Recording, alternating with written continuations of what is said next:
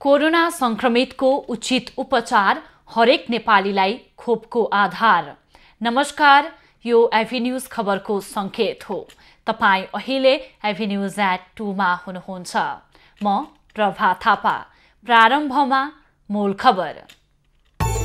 सत्तारूढ गठबन्धनका शीर्ष नेता बीच बालुवाटारमा छलफल, केही दिनमै मन्त्री परिषदलाई पूर्णता दिने सहमति।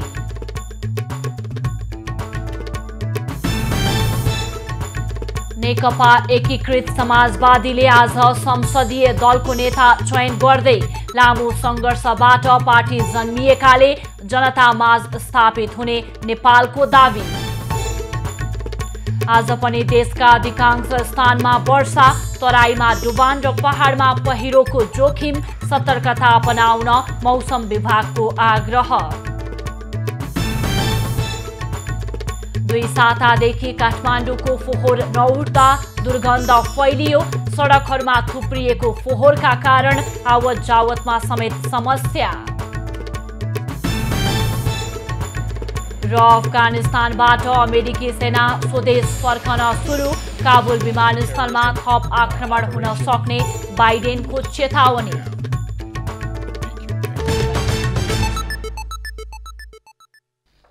अब खबरको सिलसिला प्रारम्भ गरौं गठबन्धनका नेताहरू छलफलमा सम्बन्धी प्रसङ्गबाट।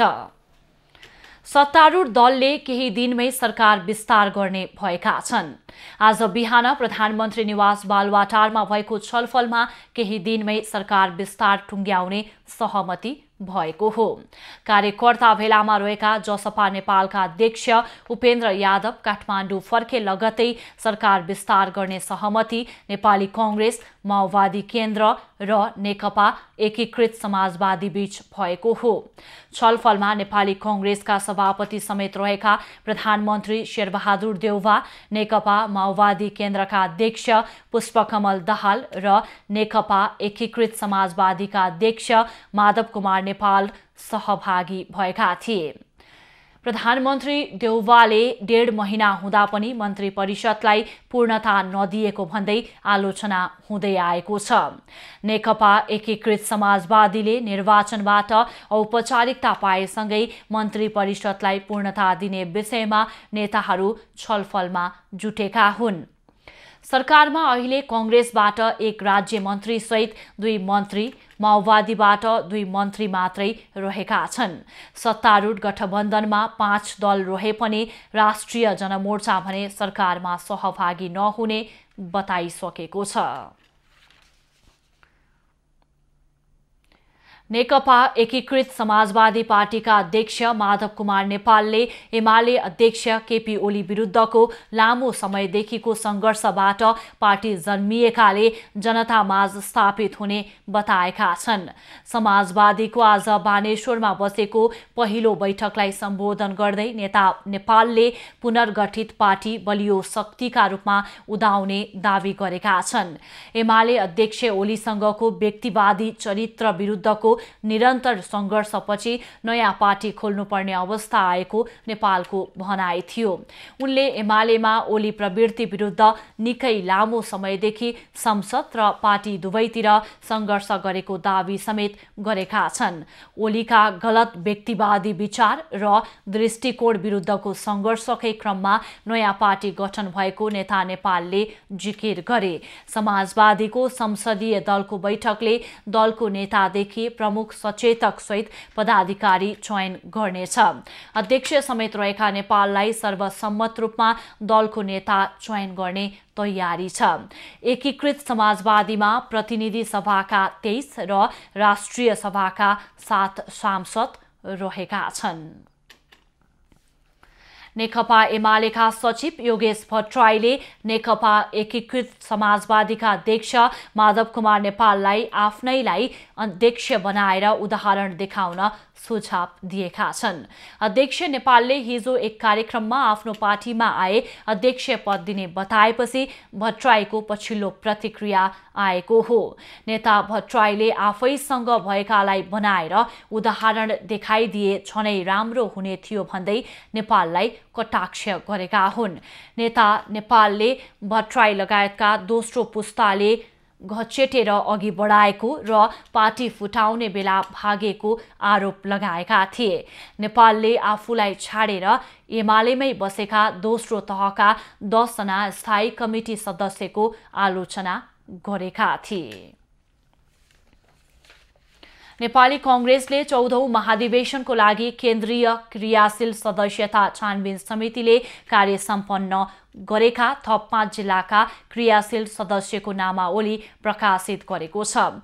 कांग्रेस केन्द्रीय निर्वाचन समितिले नुवाकोट, धादिङ, चितवन, ललितपुर र अर्घखाँचीको क्रियाशील सदस्यको नामावली प्रकाशित गरेको हो। क्रियाशील सदस्यताको नामावली प्रकाशित भएका सम्बन्धित जिल्लामा जिल्ला निर्वाचन अधिकृतलाई समेत खटाइएको निर्वाचन समितिले जनाएको छ। समितिले यसअघि बिहीबार 38 जिल्ला र शुक्रबार 10 जिल्लाका गरी कुल 48 जिल्लाका क्रियाशील सदस्यको नामावली प्रकाशित भएको थियो। क्रियाशील सदस्यताको नामावली प्रकाशित गरेसँगै कांग्रेसमा महाधिवेशनको माहौल देखिएको छ। नवीकरण र नयाँ गरी करिब 9 लाख क्रियाशील सदस्य रहेका छन्। कांग्रेसले 14औं महाधिवेशन अन्तर्गत गाउँ नगर वडा अधिवेशन यही भदौ 18 गते, गाउँ नगरपालिका अधिवेशन भदौ 27 गते, प्रदेश सभा क्षेत्रीय अधिवेशन आगामी असोज 1 गते, प्रतिनिधि सभा क्षेत्रीय अधिवेशन एक मात्र प्रतिनिधि निर्वाचन क्षेत्र भएको जिल्ला अधिवेशन असोज 5 गते तोकेको छ। यसै गरी कांग्रेसले एक भन्दा बढी प्रतिनिधि सभा निर्वाचन क्षेत्र भएको जिल्ला अधिवेशन असोज 10 गते, प्रदेश अधिवेशन कार्तिक 10 गतेदेखि 12 गतेसम्म र केन्द्रीय महाधिवेशन आगामी मङ्सिर 9 देखि 13 गतेसम्म तय गरेको छ। जनता समाजवादी पार्टी जसपा नेपालले आज लुम्बिनी प्रदेश स्तरीय भेला गर्दैछ। भैरहवामा हुने भेलालाई अध्यक्ष उपेन्द्र यादव, वरिष्ठ नेता अशोक राई, नेताहरू महेन्द्र राय यादव र अमृता अर्घहरी लगायतले सम्बोधन गर्ने कार्यक्रम रहेको छ। भेलामा लुम्बिनी प्रदेश समिति, संघीय परिषद, केन्द्रीय समिति, तीनै तहका जनप्रतिनिधि, जनवर्गीय संगठनका पदाधिकारी र सदस्य लगायत सहभागी हुने जसपाले जनाएको छ। पार्टी विभाजन पछिको परिस्थितिबारे जसपाले नेता कार्यकर्तालाई जानकारी गराउन लागेको हो। महन्त ठाकुर पक्षले लोकतान्त्रिक समाजवादी पार्टी गठन गरेपछि जसपाले पार्टी विभाजन हुनुको कारण प्रष्ट पार्न सबै प्रदेशमा भेला आयोजना गरेको हो। केन्द्रीय कार्यकारिणी बैठकको निर्णय बमोजिम जसपाले भेला आयोजना गरेको हो। भदौ 17 गतेसम्म 7 प्रदेशका 8 जिल्लाहरूमा भेला हुने बताइएको छ। मनसुन सक्रिय हुँदा केही दिनदेखि देशभर पानी परिरहेको छ। आज र भोलि पनि देशका धेरै जसो स्थानमा पानी पर्ने मौसमविदले बताएका छन्। मनसुनको न्यून चापीय रेखा तराईको भूभाग नजिकै रहेकाले झरी रोकिने सम्भावना नभएको मौसमविदले बताएका छन्। तराई नजिकै मनसुनी न्यून चापीय रेखा रहिरहेकाले मनसुनी गतिविधि सक्रिय नै रहेका हुन्। बिहानैदेखि बागमती, प्रदेश 1, प्रदेश 2, गण्डकी र लुम्बिनी प्रदेशका केही स्थानमा हल्कादेखि मध्यम वर्षा भइरहेको छ। काठमाडौँ उपत्यकामा भने बिहानै भारी वर्षा भइरहेको छ। दिउँसो र राति पनि अधिकांश भूभागमा पानी पर्नेछ। 2 दिन यता सबैभन्दा धेरै नवलपरासी पूर्व र पश्चिममा पानी परेको छ। देशका विभिन्न 13वटा वर्षा मापन केन्द्रमा ठूलो वर्षा भएको रेकर्ड भएको छ। नवलपरासी पूर्व र पश्चिम, रूपन्देही, कपिलवस्तु, सिन्धुली, चितवन र धनुषाका वर्षा मापन केन्द्रमा ठूलो वर्षा भएको मापन गरिएको बताइएको छ। लगातार वर्षा भइरहेकाले तराईका जिल्लामा डुबानको जोखिम उच्च छ। यस्तै बाढी पहिरोको खतरा पनि रहेकाले सावधानी अपनाउन मौसम विभागले आग्रह गरेको छ। अविरल वर्षाका कारण बुटवलको ज्योतिनगर क्षेत्रमा पहिरो खस्दा सिङ्गो बस्ती नै जोखिममा परेको छ। चुरे पहाड तल रहेको ज्योतिगढ क्षेत्र माथिबाट पहिरो खस्दा दर्जनभन्दा बढी घरमा क्षति पुगेको छ। पहिरोले 3वटा घर पुरेको छ भने अन्य घरहरूमा पनि बस्न नहुने गरी क्षति पुर्याएको प्रहरीले जनाएको छ।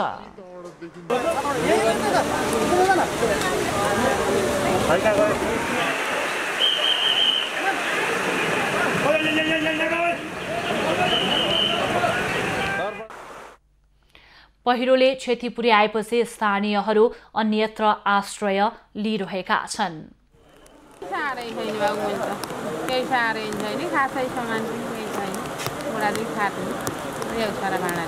कुनै पनि यहाँको उपनगरपालिका पालिकाको कुनै पनि सदस्यहरू यहाँ केही पनि भन्नुभएको छैन। हामी अब यहाँबाट आफ्नो व्यवस्था चाहिँ आफै गर्नु पर्यो नि त। यसअघि 2055 सालमा गएको पहिरोले ज्योतिनगर क्षेत्रमा ठूलो क्षति भएको थियो। पाल्पाको तानसेन नगरपालिका 5 कैलाश नगरमा सुकुम्बासी बस्तीमा घरको गारोले च्यापेर एकजना बालिकाको मृत्यु भएको छ। अविरल वर्षाका कारण गैराती आफ्नै एक तल्ले ढुङ्गा माटोले बनेको कच्ची घरमा सुतिरहेकी 10 वर्षीया नैना दर्जीको मृत्यु भएको हो। पहिरोले घर भत्काएपछि दर्जी परिवार अहिले छिमेकीको घरमा आश्रय लिएर बसिरहेको छ। उठ्न थाल्दाखेरि एकैचोटि गरपै आयो। त्यसपछि अनि मैले के अरे उठेर मेरो कान्छी छोरीलाई उठाएँ, बुढालाई उठाएँ। त्यसपछि अनि बत्ती बाल्छु भनेको त्यो मिटर खसेको रहेछ। अनि त्यसपछि अनि त्यो मिटरदेखि यसरी बाल्छु भनेको त पुरै त्यो पहिरोले मेरो छोरीलाई र बहिनीलाई चापेको थियो। घरको गारोले च्यापिएर घाइते बालिकाको मिसन अस्पताल पाल्पामा उपचारको क्रममा मृत्यु भएको छ। पहिरोमा परेर बालिकाको बाजे धनबहादुर दर्जी सामान्य घाइते भएका छन्। केही दिनदेखिको निरन्तर वर्षाले पाल्पाका विभिन्न ठाउँमा बाढी पहिरो गएको छ। मनसुन पुनः सक्रिय भएसँगै देशका विभिन्न स्थानमा बाढी पहिरो र डुबानको समस्या बढेको छ। तराईका भूभागमा वर्षाको समयमा डुबानमा पर्नु नौलो होइन। अहिले कपिलवस्तुको बाढगङ्गाका स्थानीय खोरिया नदीको कटानले समस्यामा परेका छन्।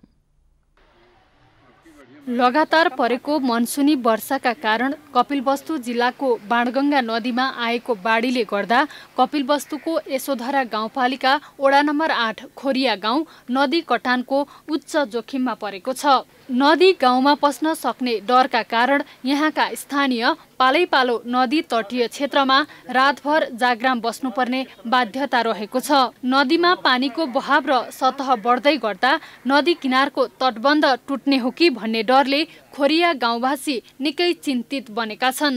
अब वो रात भर सोते ना, 8-10 दिन से जब से बाढ़ आया तब से सोते तो आया। रात भर लड़कन का लड़का ही बैठी रही था, क्या करे। खत्म है मलिका बाबू, यही के अब यह बूढ़े ऊपरा वाला आवत है। बाणगङ्गा नदी तटीय क्षेत्रका स्थानीयको यो समस्या यस वर्षको मात्रै भने पक्कै होइन। जिल्लामा धेरै सांसद तथा मन्त्री बने तर यहाँका बासिन्दाको यो समस्या जिउका त्यौं नै रह्यो। हरेक वर्ष यसरी नै बाणगङ्गा नदी तटीय क्षेत्र खोरिया र आसपासका अन्य सर्वसाधारणहरू बाढी गाउँमा पस्न सक्ने उच्च जोखिम मोल्दै आएका छन्। नदी का यहाँ कि पूरा आधा समझो बंधा कट गया है, आधा भर बाकी है। अब आधा कट गए पर यहाँ समझो कि साहब परेशान है। हमरे लोग सारा रात सोते हैं। वर्षौंको यो समस्या समाधानका लागि स्थानीय सरकार, प्रदेश सरकार र केन्द्र सरकारको ध्यानाकर्षणका लागि आग्रह गरे पनि त्यसको सुनुवाई नभएकोमा यहाँका युवा अगुवाहरू पनि चिन्तित भएका छन्। स्थानीय सरकार होस् या केन्द्रको सरकार होस् या तपाईँको प्रदेशको सरकार हो, कसैको पनि ध्यान गएको छैन। तपाईँको प्रत्येक सरकारहरू आए र गए, तर यो खोरिया गाउँको समस्या त्यहीँको त्यहीँ रहिरह्यो। तत्काल बाढीबाट तटबन्ध टुट्न नदिन बाँस र माटो तथा बालुवा भर्नका लागि खाली बोरा स्थानीय प्रशासनले उपलब्ध गराउने तयारी गरेको छ। स्थानीय सर्वसाधारण समेतको संलग्नतामा नेपाली सेना, सशस्त्र प्रहरी र नेपाल प्रहरी परिचालन गरी क्षति भएको तटबन्ध निर्माणको व्यवस्थापनको काम सुरु गर्न लागि जिल्ला प्रशासन कार्यालयले जनाएको छ। पछिल्लो 6 घण्टामा कपिलवस्तु जिल्लाको बाणगंगा स्थित जलमापन केन्द्रमा भारी वर्षा मापन भएको र थप वर्षा हुने पूर्वानुमान रहेकाले बाणगंगा नदी, गुडरुङ लगायत ससाना नदीहरूमा खतरा तहसम्मको बाढी आउन सक्ने भएकाले सतर्कता अपनाउनु पर्ने देखिएको छ। कपिलवस्तुबाट गोपाल भण्डारीको रिपोर्ट। अविरल वर्षासँगै आएको बाढीले नवलपरासी सदरमुकाम परासीका उद्योगी व्यवसायीलाई करोडौंको नोक्सानी भएको छ। सदरमुकाम हुँदै बगेको झरही खोलाले धान्न नसक्ने गरी आएको बाढी परासी बजारमा पसेपछि उद्योग तथा कल कारखानाहरूमा ठूलो क्षति पुगेको हो। विद्यालय, पसल तथा स्वास्थ्य संस्थाका सामग्री र उपकरण समेत डुबेर करोडौंको क्षति भएको छ। परीक्षा शाखा यो कम्प्युटर सब डुब्यो। 5 वटा कम्प्युटर, 5 वटा प्रिन्टर, फोटोकपी मेसिन अनि 2टा गाडी डुब्यो। अब नर्सरी क्लासमा सबै खेल्ने कुराहरू सबै उडा कहाँ लग्यो त्यो बगाएर। त्यो सीआर सिस्टम मेसिन हो फुजीको, करिब 20 लाख यसलाई पर्छ। अनि भिडियो एक्सरे मेसिन छ उता, त्यसलाई चाहिँ 7 लाख रुपियाँ पर्छ। इसिजी छ 1 लाख रुपियाँ त्यसको पर्छ। ल्याबको छ 7-8 लाख रुपियाँ त्यसको खर्च। मिसरी पार्ट छ सबै। मेरो पसलमा ढोकाको यतिसम्म पानी थियो, पानीले गर्दा मेरो पसलमा पुगेको छैन। अब यही बाँसमा आधार थियो, त्यो पनि अहिले पुग्नुको अवस्था छ। तर अनुमान गर्दाखेरि 20-22 लाखभन्दा बढी नोक्सान भएको छ। बाढीले परासी बजार डुबानमा परेपछि क्षतिको चेम्बर अफ कमर्स लुम्बिनी प्रदेशले अवलोकन गरेको छ। सो क्रममा चेम्बरले बाढी प्रभावितलाई सहयोगको आश्वासन पनि दिएको छ। लुम्बिनी प्रदेश चेम्बर अफ कमर्सको तर्फबाट हामीले अवलोकन गर्यौं र हामीले आवश्यक तहबाट कसरी सहयोग गर्न सकिन्छ भन्ने सन्दर्भमा चेम्बर चाहिँ सक्रियतापूर्वक लाग्छ। एउटा ढलहरू व्यवस्थित नहुने एउटा बाटो भयो पानी डुबानको सन्दर्भमा पनि, र खास गरिकन जुन तटबन्ध गरिएको खोलाहरू छ 81 चाहिँ त्यो फुटेर समग्र बजारमा छिरेको परिस्थिति देखिँदैछ। परासीको पूर्व झरही खोला र पश्चिम रावणखण्डा खोलाको बाढी बजारमा पसेर सहुवाटिकर, मस्जिद टोल, हाट बजार, संगम टोल, मालटोल, लोकतान्त्रिक टोलमा बढी क्षति पुर्याएको हो। त्यस्तै बाढीले प्रशासन टोल, ड्राइभर टोल, इमली टोल, बुद्ध चोक टोल र पोखरापालीमा पनि डुबानमा पारेको छ। कर्णाली करिडोर अन्तर्गत कालीकोटको सान्नी त्रिवेदी गाउँपालिका 2 आमतडामा जीव दुर्घटना भएको छ। दुर्घटनामा परि 11 जना घाइते भएको जिल्ला प्रहरी कार्यालय कालीकोटले जनाएको छ। सान्नी त्रिवेदी गाउँपालिकाबाट जिते बजार आउँदै गरेको क1ज 23 नम्बरको जीप दुर्घटना भएको हो। दुर्घटनामा परि घाइते भएकाहरूको परिचय खुल्न बाँकी रहेको जिल्ला प्रहरी कार्यालयका प्रहरीले जनाएका छन्। घाइतेको हेलिकप्टरबाट उद्धार गर्ने तयारी भइरहेको छ। दुर्घटनाको कारण भने खुलेको छैन। बीपी राजमार्ग अन्तर्गत काभ्रे पलाञ्चोकको रोसी गाउँपालिका वडा नम्बर 7 कटुन्जे स्थित सडकमा गुडिरहेको मोटरसाइकलमा माथिबाट खसेको ढुङ्गा लागेर 1 जनाको मृत्यु भएको छ। जनकपुरबाट काठमाडौँतर्फ आउँदै गरेको J8P7490 नम्बरको मोटरसाइकलमा सवार 1 जनाको मृत्यु भएको हो। ढुङ्गा लागेर मोटरसाइकलमा सवार अर्का 1 जना घाइते भएका छन्।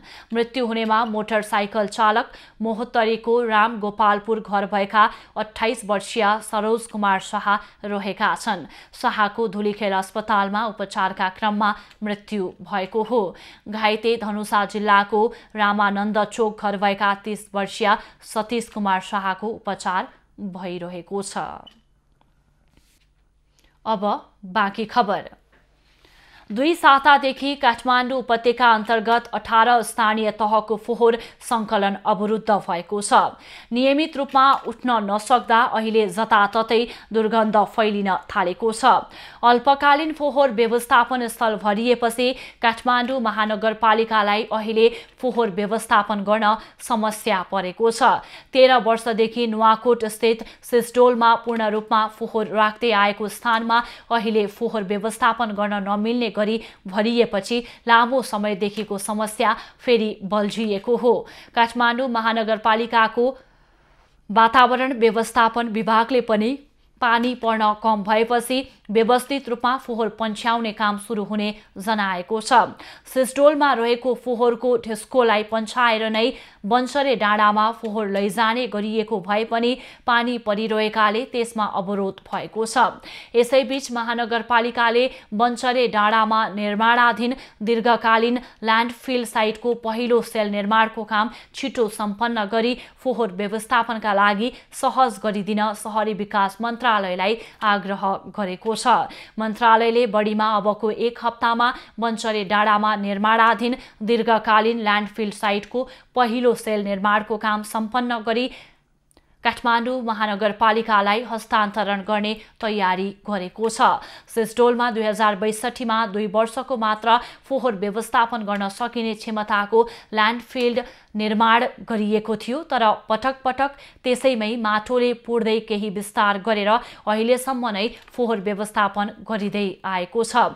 हरेक दिन उपत्यकाबाट 1200 मेट्रिक टन फोहोर सिस्डोलमा व्यवस्थापन हुँदै आएको छ।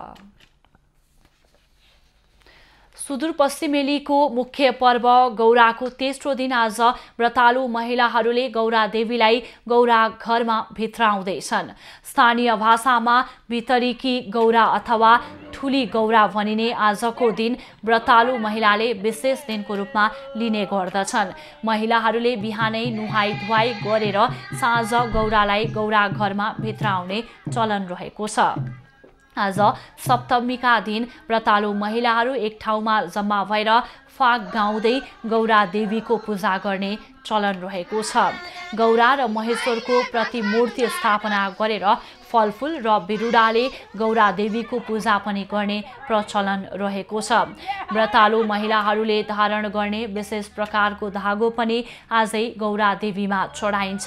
यसका साथै साँझ व्रतालुहरूले कुण्ड स्नान गर्ने चलन रहेको छ। आज गौरा देवीमा चढाएको धागोलाई दुर्वाष्टमीका दिन व्रतालु महिलाहरूले लगाउने गर्दछन्।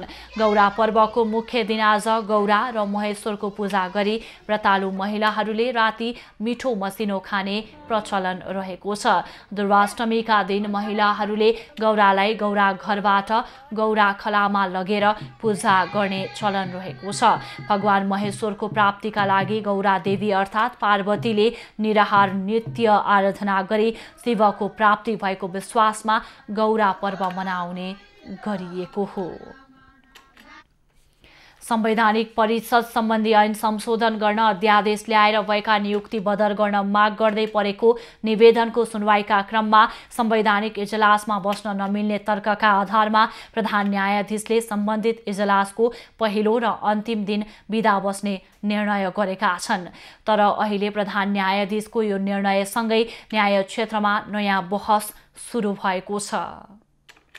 गत वर्षको 30 मङ्सिरमा तत्कालीन प्रधानमन्त्री केपी ओलीले अध्यादेश ल्याएर 3 सदस्यीय परिषदले पनि निर्णय गर्न मिल्ने गरी कानून संशोधन गरेका थिए। 6 सदस्यीय संवैधानिक परिषदमा कम्तीमा 5 जना उपस्थित नभएसम्म निर्णय नहुने प्रावधानलाई संशोधन गरी 3 जना उपस्थित भए पनि निर्णय गर्न सक्ने अध्यादेशबाट कानून संशोधन गरेर विभिन्न संवैधानिक निकायमा नियुक्तिको सिफारिस गरेको थियो। तत्कालीन प्रधानमन्त्री ओली, प्रधान न्यायाधीश चोलेन्द्र शमशेर जवरा र राष्ट्रिय सभाका अध्यक्ष गणेश तिमलसेना संलग्न बैठकले गरेका निर्णय खारेज गर्न माग सहित वरिष्ठ अधिवक्ता दिनेश त्रिपाठी र अधिवक्ता ओम प्रकाश अर्यालले रिट निवेदन दर्ता गरेका थिए। गत वर्षको पुस 1 गते दर्ता भएका निवेदनमाथि सर्वोच्च अदालतले 9 महिनापछि शुक्रबार अर्थात् भदौ 11 गतेबाट सुनवाई थालेको थियो। सुनुवाईको सुरुमै अधिवक्ता अर्यालले प्रधान न्यायाधीश आफै संलग्न भएको परिषदले गरेका निर्णयलाई संवैधानिक चुनौती दिएको निवेदन उनैले नेतृत्व गरेको इजलासले गर्न नमिल्ने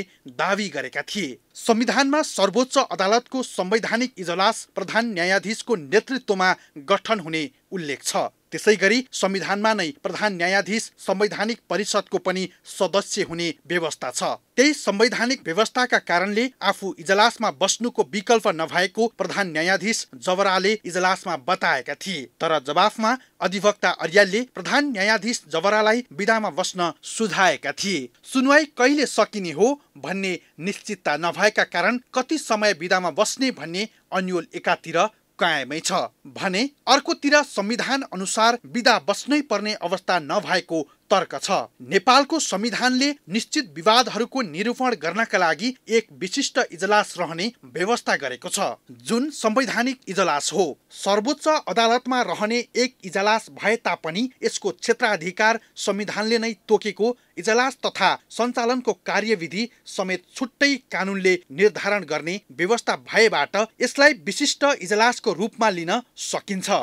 मुख्यतः कानूनको व्याख्याको विषयमा जटिल कानूनी प्रश्न उठेमा त्यसको न्याय निरूपण गर्नको लागि यो इजलासको परिकल्पना गरिएको हो। नेपालको संविधानको धारा 137 संवैधानिक इजलास गठन अन्तर्गत दफा 1 मा उल्लेख छ, सर्वोच्च अदालतमा एक संवैधानिक इजलास रहनेछ। यस्तो इजलासमा प्रधान न्यायाधीश र न्याय परिषदको सिफारिसमा प्रधान न्यायाधीशले तोकेका अन्य 4 जना न्यायाधीश रहनेछन्। यसमा प्रधान न्यायाधीशको अतिरिक्त न्याय परिषदको सिफारिसमा प्रधान न्यायाधीशले तोकेका अन्य 4 जना सर्वोच्च अदालतका न्यायाधीशहरू गरी कुल 5 जना न्यायाधीशहरू रहन्छन् भनिएको हुँदा इजलासमा प्रधान न्यायाधीशको उपस्थित आवश्यक देखिन्छ। संविधानले प्रधान न्यायाधीशलाई संवैधानिक इजलासको नेतृत्व गर्न दिएको हुँदा संवैधानिक जिम्मेवारीका कारण पनि प्रधान न्यायाधीश इजलासमा उपस्थित रहनु अनिवार्य देखिन्छ। न्याय क्षेत्रमा देखिएको यो नयाँ बहसबारे आगामी दिनमा कस्तो असर पर्छ यो भने प्रतीक्षाको विषय हो। दाङको तुलसीपुरमा चिकित्सक र स्वास्थ्य कर्मीहरू आन्दोलित भएका छन्। राप्ती प्रादेशिक अस्पताल तुलसीपुरका निमित्त मेडिकल सुपरिन्टेन्डेन्ट डाक्टर विनोद सिंहलाई दुर्व्यवहार गर्नेलाई कारबाहीको माग गर्दै स्वास्थ्य कर्मीले आन्दोलन थालेका हुन्। शुक्रबार अस्पतालका मेसु सिंहलाई कालो मोसो दलेर दुर्व्यवहार गरेपछि चिकित्सक आजदेखि अस्पतालको आइसियु सेवा, डायलासिस सेवा, प्रसुति सेवा र इमर्जेन्सी सेवा बाहेक सबै सेवा ठप्प पारेर आन्दोलित भएका हुन्। गुना प्रवृत्तिका मानिसहरूले स्वास्थ्य संस्थामा आएर हाम्रा अस्पतालमा कार्यरत मेसुलाई अभद्र व्यवहार गरेर जुन अब हरकत देखाइयो त्यसप्रति हाम्रो घोर आपत्ति छ र ती व्यक्तिहरू जो दोषी व्यक्तिहरू छन् ती दोषी व्यक्तिहरूलाई यथाशीघ्र प्रशासनले आफ्नो साथमा नियन्त्रणमा लिएर उनीहरूलाई चाहिँ कारबाही गरियोस्। दोषीलाई कारबाहीको माग गर्दै स्वास्थ्य कर्मीको जुलुसले तुलसीपुर बजार परिक्रमा समेत गरेको छ। टाइफाइडका बिरामीको कल्चरको उपचार सेवा नभएको आरोपमा सर्जन परियारको नेतृत्वमा एक समूहले सिंहलाई दुर्व्यवहार गरेको थियो। अनेरा सोब्यू दाङको नेतृत्वमा कारबाही गरिएको भन्दै विज्ञप्ति समेत सार्वजनिक गरिएको थियो। नेकपा एमाले दाङले अनेरा सोब्यू दाङका संयोजक परियार र दिवस छेत्री पार्टीको साधारण सदस्य समेत नरहने गरी कारबाही गरेको छ। इलाका प्रहरी कार्यालय तुलसीपुरले घटनामा संलग्न युवाहरूको खोजी भइरहेको जनाएको छ। प्रहरीले अनावश्यक दुःख दिँदा तराईबाट काठमाडौँ ल्याउन लागिएका राँगा भैँसी बाटोमै मर्न थालेका छन्। सिन्धुलीको बीपी राजमार्गमा प्रहरीले राँगा भैँसी रोकेर अनावश्यक दुःख दिँदा बाटोमै मर्न थालेको व्यापारीहरूको गुनासो छ। प्रहरीले बीचबाटामै रातभर राँगा भैँसी रोकेर राख्दा मरेको भन्दै क्षतिपूर्ति दिनुपर्ने माग व्यापारीहरूको रहेको छ। प्रहरीले भने आफ्ना कारण भैँसी नमरेको दावी गरेको छ। फसास पनि चिज हो, त्यही भएर चाहिँ हामीले खुल्ला छोडेर आउनुको कारण यो हो। अब यहाँनिर चाहिँ बानेरले यताउता ले भन्छ। अब हामीले अहिलेसम्म 10औं वर्ष भइसक्यो सर यो मालो सारेको भुसियो सारेको, अहिलेसम्म हामीले त्यसरी ल्याएको छैन। हामीले यसरी नै फ्री ल्याएको, अहिलेसम्म त्यसरी रोकटोक भएको छैन। अब हिजो अब के भयो सर होइन, लास्टै दुःख दिनु भएको छ सरहरूले पनि, खाना जान नदिने, मोबाइल खोजिदिनु भएको छ। यो त धेरै नाइन्साफी भइरहेको छ। अब राति 12 देखि 1 बजेसम्म पुग्नुपर्ने माल, यो कटिङमा जानुपर्ने माल उनीहरूको अब व्यवसाय हो। एउटा मरेको छ अनि बाँकी सबै अब पानी परिरहेछ। अब घाम मुक्छ भने कति मर्छ कति बाँच्छ त्यो थाहा छैन। ढुवानी मापदण्ड 2064ले चाहिँ यो पशुलाई ढुवानी गर्दाखेरि चाहिँ निश्चित मापदण्डहरू तोकेको छ। त्यो मापदण्डहरू चाहिँ पुरा नगरेको हुनाले चाहिँ हामीले यसलाई चाहिँ नियन्त्रण लिएर आवश्यक कारबाहीको लागि चाहिँ हामी सम्बन्धित निकायलाई पठाउँछौँ। वर्षाका कारण सडक राजमार्गहरू अवरुद्ध हुँदा रागा भैँसी काठमाडौँ ल्याउने व्यापारी मर्कामा परेका हुन्। नारायणगढ मुङलिन सडक अवरुद्ध भएको समयमा सर्लाही, महोत्तरी, धनुषा लगायत जिल्लाका रागा भैँसी सिन्धुली हुँदै काठमाडौँ भित्रने गरेका छन्। बाजुरा जिल्लाको कोल्टी खाद्य डिपोमा चामल सकिएसँगै जिल्लाको उत्तरी क्षेत्रमा खाद्य सङ्कट निम्तिएको छ। खाद्यान्न ढुवानीमा समस्या हुँदा खाद्य व्यवस्था तथा व्यापार कम्पनी लिमिटेड कोल्टी शाखामा चामल अभाव भएको हो। खाद्यान्न अभाव हुन थालेपछि बाजुराको कोल्टी खाद्य व्यवस्था तथा व्यापार कम्पनी लिमिटेडले नागरिकता हेरेर एकजनालाई 10 किलो मात्र चामल दिन थालेको छ। लिमिटेडमा अहिले 118 क्विन्टल खाद्यान्न मौजदात रहेको छ। जिल्ला प्रशासन कार्यालय बाजुराले कोल्टी शाखामा चामल अभाव सुरु भएको भन्दै प्रति व्यक्ति नागरिकताको आधारमा 10 किलो बिक्री गर्न निर्देशन दिएको छ। सोही अनुसार डिपोले हप्तामा एक दिन बुधबार मात्र 10 केजीका दरले बिक्री गर्ने गरेको छ। संस्थानमा चामल सकिएपछि स्थानीय महँगो चामल किनेर खान बाध्य भएका छन्। खाद्य व्यवस्था तथा व्यापार कम्पनी लिमिटेड कोल्टी शाखामा मोटो चामल 1 केजीको 48 रुपैयाँ पर्छ भने बजारमा सोही चामलको प्रति केजी 70 रुपैयाँ भन्दा बढी पर्दछ। पनि अब चामलको चाहिँ त्यहाँ पर्याप्त मात्रामा छैन। अब चाहिँ चामल कन्डिसन पनि चामलको कन्डिसन पनि अब घट्ने बेला आयो। अब यो बाटो चाहिँ यो अवरुद्ध छ। हेर्नुहोस् यो बाजुरा जिल्लाको क क्षेत्रमा निर्वाचन क्षेत्र कौपा 4वटा स्थानीय तहमा उही त सम्म त बाजुरा जिल्लाका सदरमुकाममै 12 महिना गाडी पुग्दैन। समयमा फर्स्ट प्राथमिकता त त्यो क्षेत्रमा गाडी 12 महिना गाडी पुग्ने चाहिँ पहुँच पुर्याउनु पर्यो। मार्तडी कोल्टी सडक वर्षातले अवरोध पारेपछि ढुवानी नहुँदा जिल्लामा खाद्यान्न अभाव भएको हो भने बजारमा मूल्य आकाशिएको हो। बाजुराका पूर्व उत्तर क्षेत्रका 4वटा स्थानीय तहका बासिन्दाले खाद्यान्नको चरम सङ्कट झेलिरहेका छन्। बलात्कारपछि हत्या गरिएकी बैतडी दोगडा केदार गाउँपालिका 7 चढेपानीकी 17 वर्षीय भागीरथी भट्टको परिवारलाई सुदूरपश्चिम प्रदेशका मुख्यमन्त्री त्रिलोचन भट्टले आर्थिक सहयोग हस्तान्तरण गरेका छन्। मुख्यमन्त्री भट्टले शनिबार 2,70,000 रुपैयाँ आर्थिक सहयोग भट्टका आफन्तलाई हस्तान्तरण गरेका हुन्। कार्यक्रममा मुख्यमन्त्री भट्टले घटनाका दोषीलाई कारबाही र पीडित परिवारलाई राहतका लागि प्रदेश सरकारले प्राथमिकता दिने बताएका छन्। नेपाली एसोसिएसन अफ भिक्टोरिया, न्याब, गैर आवासीय नेपाली सङ्घ अस्ट्रेलिया र सुदूरपश्चिम नेपाली समाज भिक्टोरियाको सहकार्यमा भट्टका परिवारलाई आर्थिक सहयोग पुर्याउने उद्देश्यले च्यारिटी क्रिकेट प्रतियोगिता सञ्चालन गरिएको थियो। भन्सार छलेर भारतबाट ल्याइएका संयौं सवारी साधनले सिराहाको माडर स्थित भन्सार कार्यालय परिसर भरिएको छ। चेक जाँचको निम्ति भारतबाट आउने सामग्री भन्दा मोटरसाइकल र 4 पाङ्ग्रे सवारी साधन भन्सार परिसरमा भरिभराउ छन्। भन्सार कार्यालयमा गाडीहरू थपिने क्रम जारी छ। नेपाल प्रहरी र सशस्त्र प्रहरीले अवैध रूपमा भित्रिएका सवारी साधन पक्राउ गरी भन्सार कार्यालय सिराहा माडरलाई बुझाउने गर्छन्। भन्सार कार्यालयले कानुनी प्रक्रिया पूरा गर्दै भन्सारमा आइपुग्ने त्यस्ता सवारी साधन लिलामीमा लैजानुपर्छ।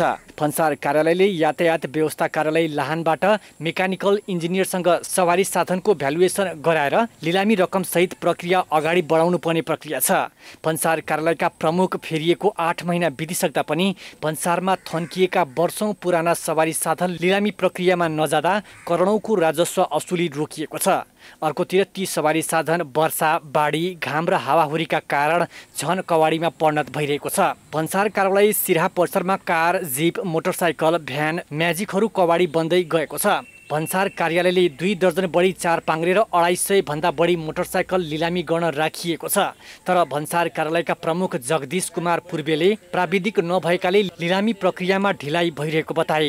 उनले लिलाम हुने गाडी एकिने डाटा आफूलाई थाहा नभएको बताए।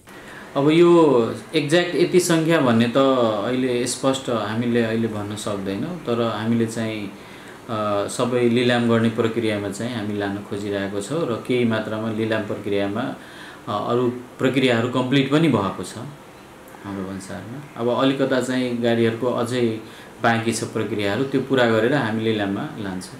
लिलामी प्रक्रियामा लैजानुपर्ने सवारी साधनलाई झन कबाडी बनाउनेमै केन्द्रित भएको देखिन्छ। भन्सार कार्यालयले लिलामी प्रक्रियालाई बेवास्ता गर्दा दिनानुदिन राम्रो पार्ट्स पनि खराब हुँदै गएकोले मूल्य झन कम लाग्ने मोटर पार्ट्सका व्यवसायीहरूको भनाइ छ। समयमै लिलामी गर्दा सवारी साधन पनि राम्रो हुने र राजस्व पनि राम्रो उठ्न सक्ने मोटर पार्ट्स सम्बन्धी जानकार मोहम्मद गुलाबले बताए। शुभनारायण कामती, सिराहा। पूर्वमा खुला सीमाको गलत फाइदा उठाउँदै भारतबाट अवैध रूपमा ब्रोइलर जातका कुखुराका चल्ला भित्रिँदा सीमावर्ती झापामा स्थापित ह्याचरी उद्योग तथा कुखुरा पालन व्यवसाय सङ्कटमा पर्दै गएका छन्। भारतबाट अवैध रूपमा भित्रने गुणस्तरहीन चल्ला अवैध आयातमा पूर्ण रोक लगाउन सरकारलाई उद्योगीहरूले आग्रह पनि गरेका छन्।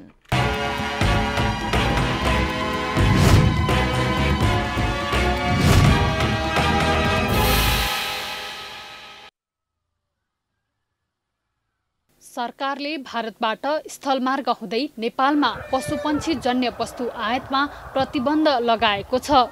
तर पूर्वमा खुल्ला सीमाको गलत फाइदा उठाउँदै भारतबाट अवैध रूपमा ब्रोइलर जातका कुखुराका चल्ला भित्रिँदै आएको छ। अवैध रूपमा चल्ला भित्रिँदा सीमावर्ती झापामा स्थापित ह्याचरी उद्योग तथा कुखुरा पालन व्यवसाय सङ्कटमा पर्दै गएका छन्। सीमा नाकामा सुरक्षा सतर्कता बढेसँगै अवैध आयातमा केही कमी आए पनि अवैध आयात रोक्न दीर्घकालीन उपाय अपनाउनु पर्ने व्यवसायीहरूको भनाइ छ। व्यवसायी सङ्घले अलिकति तदारुकता देखाएको कारणले केही कमी यहाँ देखिया छ भने 2 नम्बर प्रदेश र 3 नम्बर प्रदेश र गण्डकी पारी एकदमै धेरै चल्लाहरू इन्डियन चल्लाहरू भित्रेर यहाँसम्म असर गर्न गरेको देखिन्छ। झापाको हल्दीबारी 4 मा झण्डै 50 करोड लागतमा मेची पोल्ट्री फार्म सञ्चालनमा रहेको छ। उद्योगमा चल्ला उत्पादन गर्ने प्यारेन्ट माउ भाले पोथी गरेर 58,000 कुखुरा रहेका छन्। उद्योगको ह्याचरीबाट हप्तामा 1,10,000 सम्मको चल्ला उत्पादन हुन्छन्। तर अवैध आयात नरोकिँदा करोडौं लगानीमा खोलिएको उद्योग धराशायी हुने अवस्थामा पुगेको सञ्चालकहरूको भनाइ छ। सबै किसानहरू र सबै व्यवसायीहरूले नबुझेको कारणले गर्दाखेरि चाहिँ भारतबाट 2 नम्बरी तरिकाले चल्लाहरू नेपालमा भित्रिने गर्ने। पूर्वमा किसान र व्यवसायीको बढ्दो मागलाई धान्न खोलिएका यस्ता ह्याचरी उद्योगलाई सरकारले संरक्षण गर्न नसकेको व्यवसायीहरूको गुनासो छ। 21 दिन ह्याचरी मेसिनमा तापक्रम मिलाएर राखेपछि उत्पादन हुने एक दिने चल्ला 24 घण्टाभित्र बिक्री नभए खाल्डो खनेर पुर्नुपर्ने बाध्यता रहेको छ। ह्याचिङ गरेर चल्लाहरू निकाल्छौँ होइन। यो चाहिँ अब कस्तो छ भने अब यो चाहिँ प्राय गरेर धेरै चाहिँ यो चितवन नारायणघाटमा चाहिँ एउटा भोल्युममा धेरै यसका चाहिँ ह्याचरीहरू पोल्ट्री फार्महरू पर्याप्त रूपमा भएको। भारतसँग 144 किलोमिटर खुल्ला सीमा भएका कारण झापाका विभिन्न नाका हुँदै भित्रिने अवैध चल्ला आयातमा पूर्ण रोक लगाउन सरकारलाई उद्योगीहरूले आग्रह पनि गरेका छन्। सरकारले भारतीय कुखुरा तथा चल्ला आयातलाई निरुत्साहित गरे पनि पूर्ण रूपमा बन्देज हुन सकेको छैन। खुल्ला सीमाका कारण दैनिक जसो भारतबाट कुखुरा तथा चल्ला नेपाल भित्रिँदा जिल्लाका पोल्ट्री व्यवसायी भने ठुलो मारमा परेका छन्। तसर्थ सरकारले पूर्ण रूपमा यसको बन्देज लाउन आवश्यक देखिन्छ। सन्तोष नेउपाने, झापा।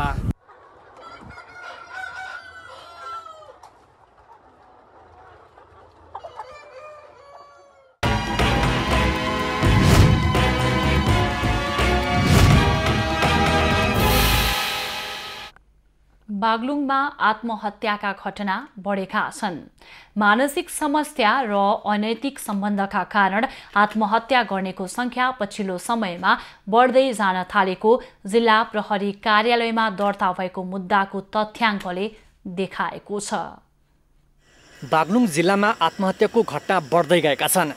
जिल्ला प्रहरी कार्यालय बागलुङको तथ्याङ्क अनुसार आर्थिक वर्ष 2077-78 मा आत्महत्याका मुद्दा 38 वटा दर्ता भएका छन्। वैदेशिक रोजगारी, सामाजिक सञ्जालको गलत प्रयोग, प्रेममा असफल, डिप्रेसन आत्महत्याको मुख्य कारण बन्ने गरेको छ। आत्महत्या गर्नेमा युवा युवती बढी देखिएका छन्। बागलुङमा पछिल्लो समय चाहिँ आत्महत्याको चाहिँ रेसियो बढ्दैछ, त्यो पनि युवा युवतीमा बेसी गरेर चाहिँ युवतीहरू चाहिँ बेसी आत्महत्याको चाहिँ घटनामा परिरहेका छन्। र मैले हेरेको कतिपय मुद्दाहरूमा अहिले त कानुनले पनि कुनै महिला चाहिँ आत्महत्या गरिन् भने उसको परिवारले अथवा प्रेमीले चाहिँ आत्महत्या गर्नको लागि दुरुस्तान गर्यो भन्ने खालको चाहिँ मुद्दाहरू चल्ने गरेको पनि छ। बागलुङ जिल्लामा सुसाइडका केसहरू बढ्नुको कारण अब अहिले त धेरै जस्तो हेर्दाखेरि त वैदेशिक रोजगारलाई हामी देख्छौँ होइन। वैदेशिक रोजगारमा जाने, मन नमिल्ने, अनि पछाडि आएर सुसाइड गर्ने खालका कुराहरू अथवा घर परिवारमा पनि हुने। र त्यस्तै गरी अर्को कुरा चाहिँ अब सामाजिक सञ्जाल, अब एक त सामाजिक सञ्जाललाई राम्रो हिसाबले प्रयोग गर्न सके त धेरै राम्रो हुन्छ, तर त्यसमा बहकिने मान्छेहरू चाहिँ सामाजिक सञ्जालको कारणले पनि सुसाइड गरेको देखिन्छ। प्रेममा असफल, पारिवारिक रूपमा मतभेद, घरेलु हिंसा र डिप्रेसन लगायतको मानसिक रोगका व्यक्तिहरूले बढी मात्रामा आत्महत्या गर्ने गरेका छन्। प्रेमी र प्रेमिका बीचको कारणले पनि चाहिँ दुई बीचमा मनमुटाव भएर पनि झुन्डिएको अवस्था देखिएको छ। तर धेरै जसो चाहिँ हाम्रो के छ भने यो औषधि सेवन गर्दा गर्दै, डिप्रेसनको औषधि सेवन गर्दा गर्दै त्यसलाई क्रोनिक रूप लिइसकेपछि एकचोटि बचाए पनि दुईचोटि बचाए पनि हामीले हाम्रो अनुसन्धानको क्रममा हामीले चाहिँ पीडितको अभिभावकसँग सोद्धाखेरि चाहिँ 6चोटिसम्म पनि आत्महत्याको बाटो रहेको देखियो। आर्थिक वर्ष 2075-76 मा 45 र 76-77 मा 47 जनाले आत्महत्या गरेको जिल्ला प्रहरी कार्यालय बागलुङको तथ्याङ्क रहेको छ। आर्थिक वर्ष 2077-78 मा जिल्ला प्रहरी कार्यालय बागलुङमा दर्ता भएका आत्महत्या सम्बन्धका 38 मुद्दा मध्ये 15 मुद्दा झुन्डिएर आत्महत्या गरेको रहेका छन्। त्यसमध्ये पुरुष 20 र महिला 11 र 4 जना बालिका छन्। हाम फालेर 1 महिला 1 पुरुष र 20 सेवनमा 1 महिलाले आत्महत्या गरेका छन्। आत्महत्याको प्रयास गर्ने प्राय 25 देखि 45 उमेर समूहका रहेका छन्। राजेश चन्द्र राजभण्डारी, बागलुङ। ठाउँ ठाउँमा मुआब्जा वितरणको काम हुन नसक्दा महोत्तरीको परिक्रमा सडकको स्तरोन्नतिमा ढिलाइ भएको छ। मुआब्जा वितरणका लागि बजेट अभाव र शर्त अनुसार ठेकेदारले काम नगर्दा सडक निर्माण प्रभावित भएको छ। महोत्तरीमा भारतको लगानीमा बनिरहेको बहुचर्चित परिक्रमा सडकको निर्माण कार्य प्रभावित भएको छ। लामो समयदेखि स्थानीयवासीले मुआब्जाको माग गर्दै आएका छन्। सो सडकलाई तीव्रता दिन तत्कालका लागि 8 करोड रुपैयाँ अर्थ मन्त्रालयसँग मागिएको छ। तर आवश्यक बजेट तत्काल निकासा गर्न सरकारलाई आग्रह गरिए पनि कतैबाट सुनुवाई नभएका कारण सडक निर्माण कार्य अलपत्रमा परेको छ। सडक खण्डमा पर्ने केही ठाउँमा 90% मुआब्जा वितरण गरिसकिएको छ। केही क्षेत्रमा 70% मात्रै वितरण गरिएको छ। समग्रमा 3% प्रभावितले मुआब्जा पाउन बाँकी रहेको छ। 2 वर्षदेखि मुआब्जाका लागि ताकेता गर्दा पनि मुआब्जा नपाएको पीडितको गुनासो छ। हामीहरूको घर चाहिँ परिक्रमा सडक अन्तर्गत हामीहरूको घर चाहिँ दिएको छ होइन, भाँची दिएको छ। अब एक किस्ता दिएको छ, एक किस्ता दिएको छैन। पटक 2 वर्षदेखि पटक चाहिँ तागाजाग अफिसमा गर्दाखेरि आज हुन्छ, भोलि हुन्छ, पर्सि हुन्छ। हामीहरूको घर बनाउने चाहिँ पैसा अप्ठ्यारोले गर्दा यो वर्षायामको मौसममा पनि हामीलाई धेरै कठिनाइ भइरहेको छ। सडकमा परेको जग्गा र सडक छेउमा परेका घरहरू भत्काए बापतको मुआब्जा हालसम्म वितरण नगरेपछि आफूहरू अन्यायमा परेकाले तत्काल मुआब्जा पाउनुपर्ने उनीहरूले स्थानीय प्रशासन मार्फत सरकारसँग माग गरेका छन्। सो विषय न त स्थानीय प्रशासन र सडकले नै ध्यान दिएको छ। कमलेश मण्डल, महोत्तरी। पर्वतको दक्षिणलाई सदरमुकाम कुस्मासँग जोड्ने लुङ्गु हुवास सडक खण्डको निर्माण कार्य अलपत्र हुँदा स्थानीय जनताले शास्ति पाएका छन्। ठेकेदार कम्पनीले समयमै काम नगर्दा स्थानीयलाई आवत जावत गर्न मुस्किल भएको छ।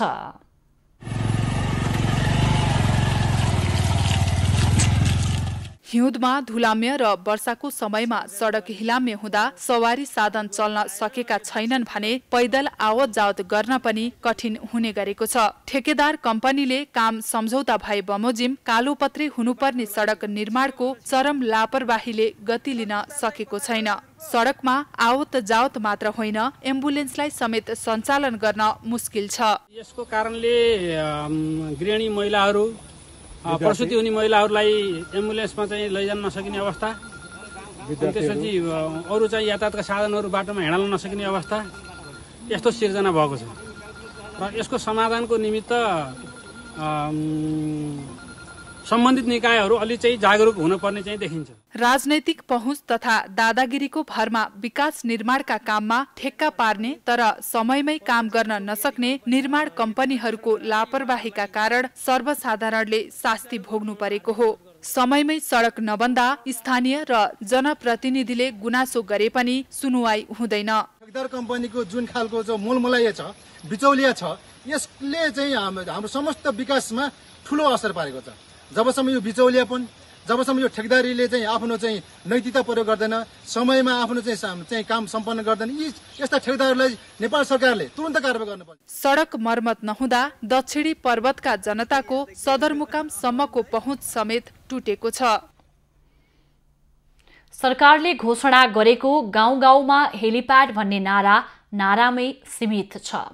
गण्डकी प्रदेशको दोस्रो व्यापारिक केन्द्र बागलुङ सदरमुकाममै अहिलेसम्म हेलिकप्टर अवतरणका लागि हेलिप्याड बनेको छैन।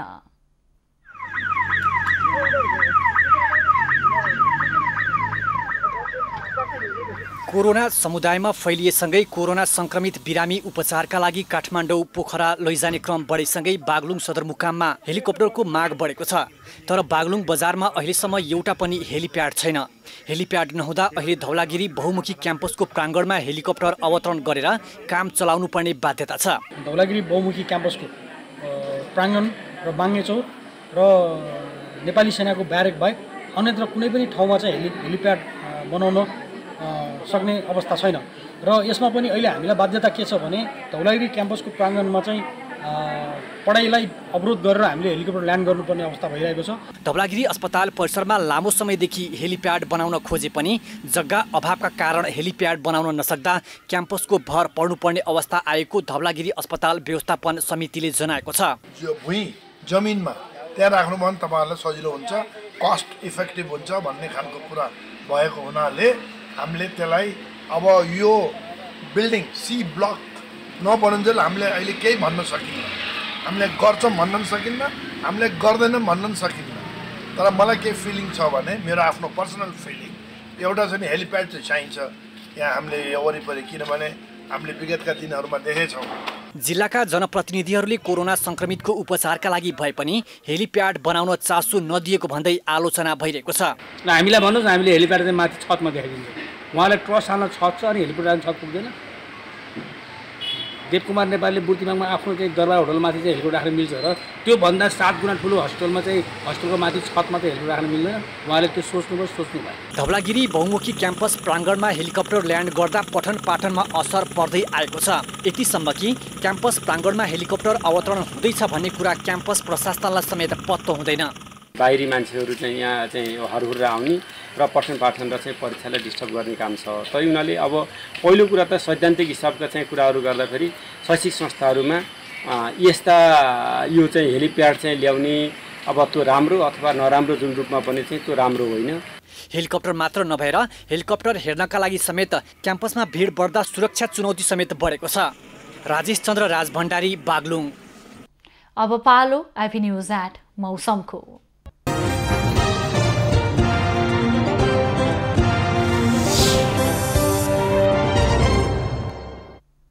हाल देशभर सामान्यदेखि पूर्ण बदली रही धेरै जसो स्थानमा वर्षा भइरहेको छ।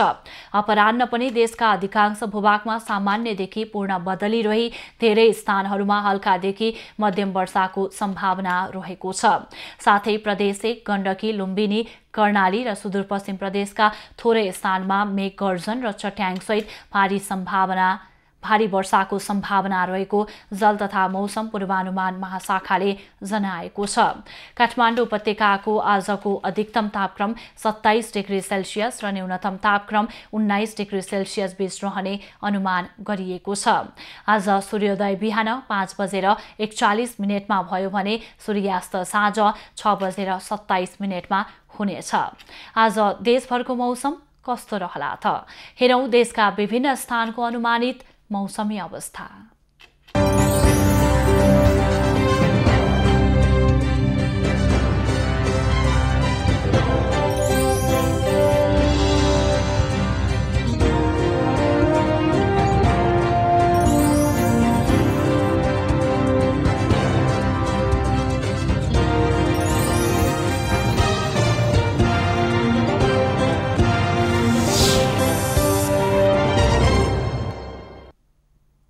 अहिलेलाई खबरको क्रम यति नै। एभी न्यूज खबरका यी सहित अन्य विस्तृत खबरका लागि www.avnews.tv लगअन गर्न सक्नुहुनेछ। युट्युब, फेसबुक र ट्विटरमा पनि हामीलाई फलो गर्न सकिनेछ। खबर भित्रको खबरका लागि हेर्दै रहनुहोला एभी न्यूज खबर। नमस्कार।